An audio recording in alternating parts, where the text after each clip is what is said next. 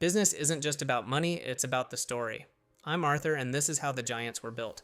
What if I told you one of today's biggest chip companies started as a small breakaway team and spent decades living in the shadow of a giant competitor? That company is AMD, and its story is basically a masterclass in survival, timing, and bold bets. To understand AMD, you have to understand the world it was born into. In the late 1960s and 70s, semiconductors were exploding. Every new computer, calculator, and military system needed more chips. And the companies that could manufacture reliably, at scale, would win huge contracts. AMD, Advanced Micro Devices, was founded in 1969 in Silicon Valley. A group of engineers left Fairchild Semiconductor, one of the legendary chip schools that produced a ton of future founders. Their early business wasn't flashy. AMD started as a second-source manufacturer, basically making compatible versions of popular chips so customers weren't locked into one supplier. And that sounds boring, but it was a brilliant entry strategy, because in high-stakes industries, customers hate risk.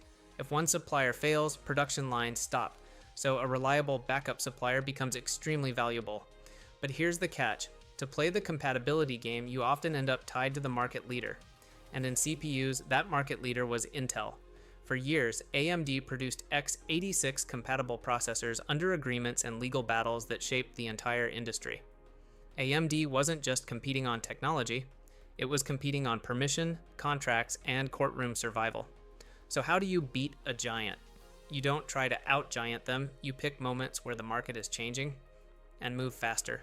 In the 1990s and early 2000s, AMD started building real momentum with its own CPU designs and aggressive performance per dollar positioning. The message to customers was simple. You can get comparable performance without paying the premium.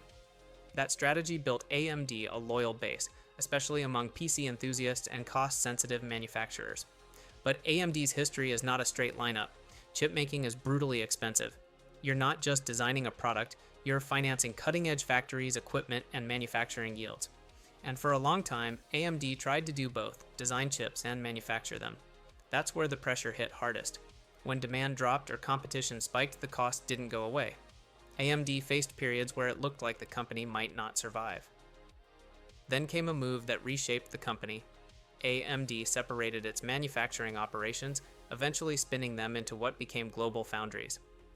Instead of owning the entire manufacturing burden, AMD could focus on what it does best, designing competitive architectures and choosing the right manufacturing partners. This is a classic business pivot. Stop trying to win at everything. Double down on your strongest advantage and restructure the rest. From there, AMD's modern identity became clearer. Smart design, disciplined execution, and strategic partnerships in manufacturing.